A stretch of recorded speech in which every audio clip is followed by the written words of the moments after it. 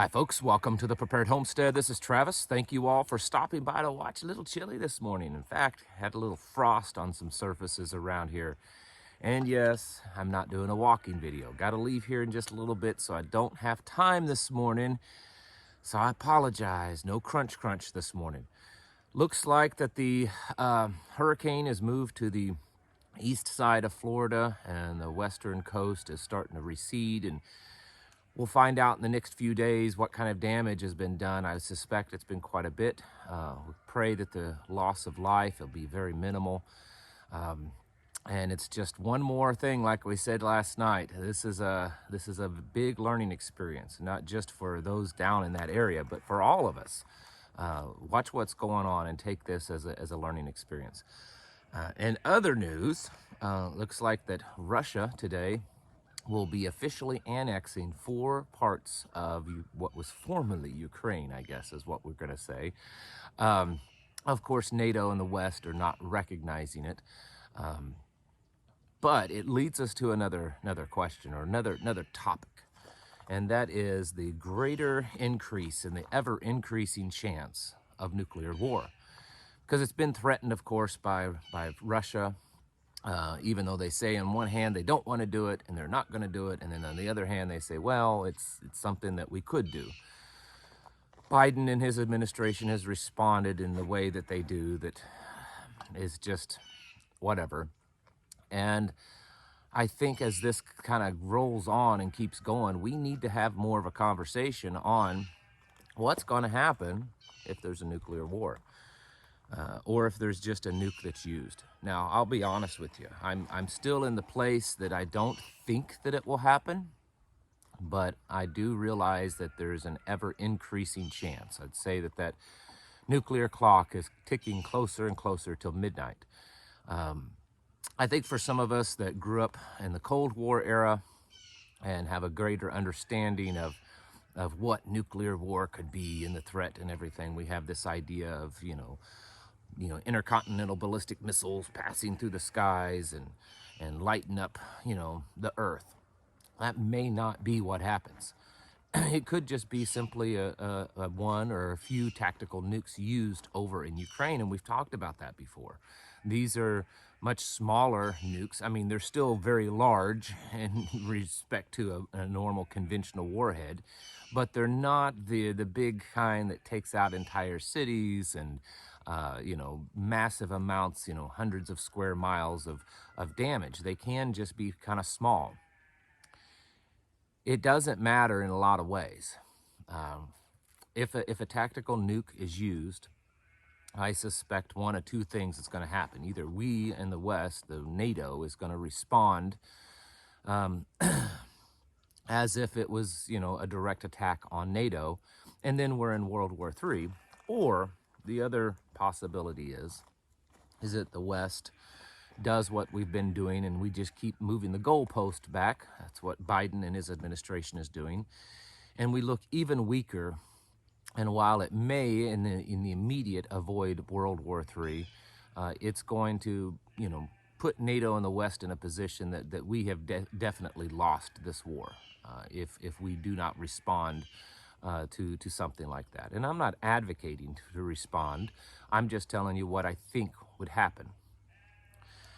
For you and I, we probably need to be preparing for this. Not so much so, at least in the immediate of nuclear attack here on the homeland, here in America, but the fact that if this happens, I think that it will definitely further along the chaos that's happening, the global chaos. I could easily see markets completely collapsing, especially in Europe and very possibly here in the United States. We could see a lot of chaos, a lot of pandemonium, a lot of people, jolting to being awake, from their slumber. So I think that's the first initial thing that we need to think about and need to prepare for if this possibly happens. And again, I'm not saying it is going to happen. I'm saying that the chances of it happening, I think, are increasing. And so we need to be aware of that. The folks my age and older that grew up in an era where nuclear war was much more of a possibility and talked about a lot more, we're probably a little bit more aware of it. But maybe the younger folks or the ones that are kind of new to prepping, maybe you're prepping because of other reasons and nuclear war isn't really one on your radar. This is definitely becoming more on our radars, and so we should be aware of that. Here at home, what we need to be doing, continuing and intensifying our own preps and our own self-sustainability. That's going to be more important than about anything here at home. Now, what are the chances of us getting, nuked, of you having to deal with some kind of fallout? Probably still at this point very slim, but there's still a chance, I would guess. And so there are, certain things that you can do to prepare for that. One of the things that's, I guess it's incorrect information, probably brought on by Hollywood movies, is that nuclear war, nuclear attacks are completely unsurvivable. And that's just not true. Unless you're at ground zero and in the blast area, your chances of survival are pretty good, especially if you take the right precautions and do the right preparations.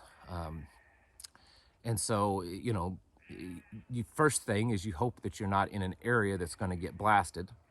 And if that's the case, if you have a good enough shelter underground, some type of blast shelter, you could probably survive, depending on a lot of factors.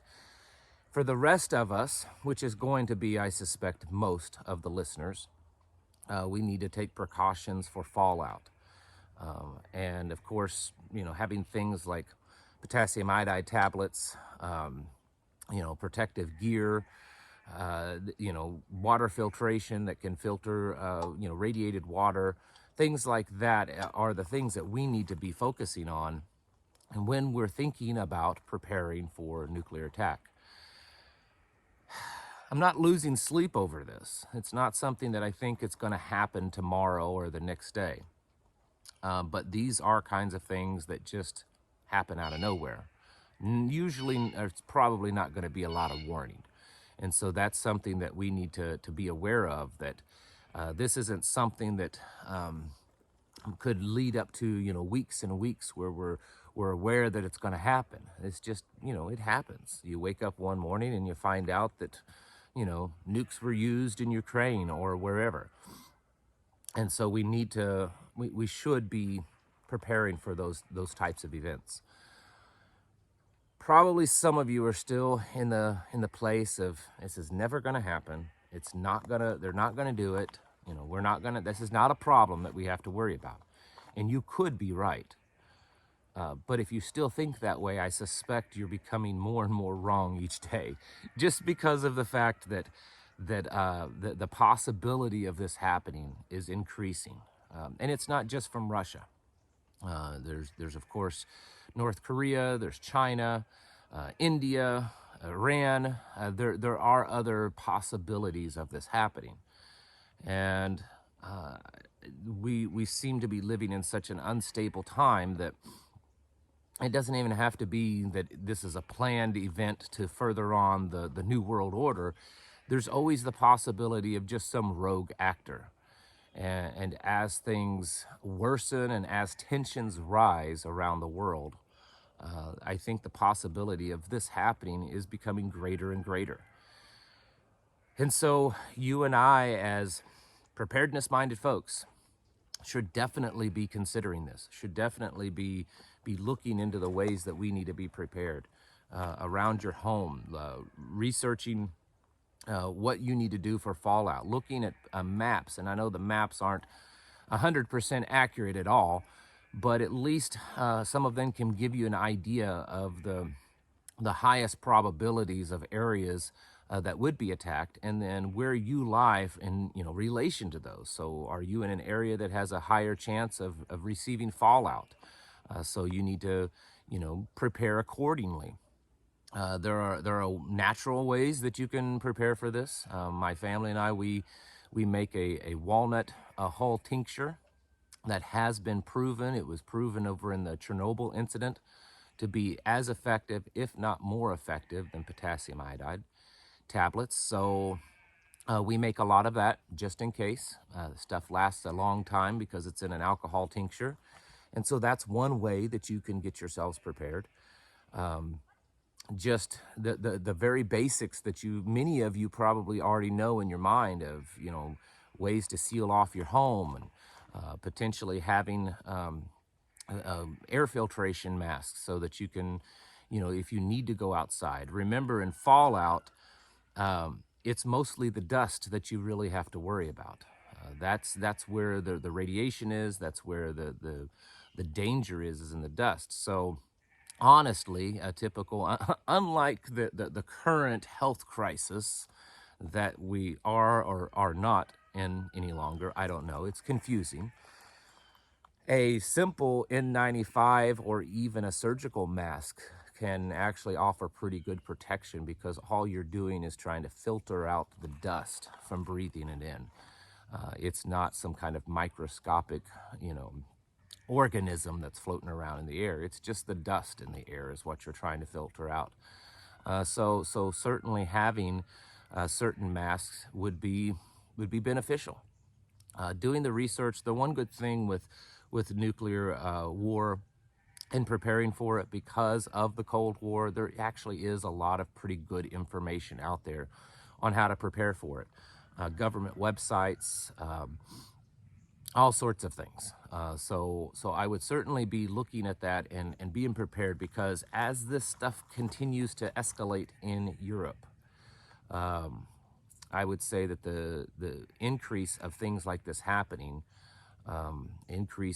increasing chance of a warhead being used, it's just going to keep getting more and more likely. Again, I think our first step in preparation is just preparing for the psychological chaos that will happen after that, because if one or many, several, however many are used, like I said, there's going to be kind of a tsunami of craziness for a while. I could even see it going so far as things like martial law being enacted here in the United States, at least in some areas, if the government can say, hey, they've used one in Europe, and now there's threats of them being detonated here in the United States, we're locking things down. I wouldn't put it past them. And so getting our lives to a point that we can handle that we can, kind of be self-sustaining, is necessary, and it's necessary in all sorts of ways, not just for nuclear attack. And this is a message that I've been trying to get across to people for a long time, and I think a lot of people are listening. It's not just me that says this. So continue with your preps, continue getting your place to where you can hunker down, you can be cut off from the outside. I tell my family, and this is how kind of our idea of how we look at it, if our property were an island cut off from the rest of the world, what do we need to do on our property to survive? And I know that this is an unlikely scenario, but it's a way to help us get our minds wrapped around what we need to be doing.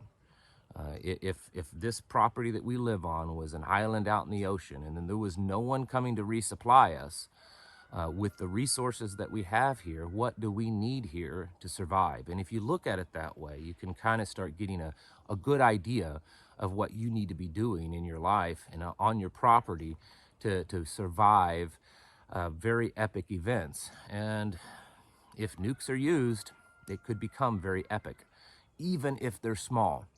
So folks, it's time to get our houses in order. It's time to prepare mentally, physically, and spiritually.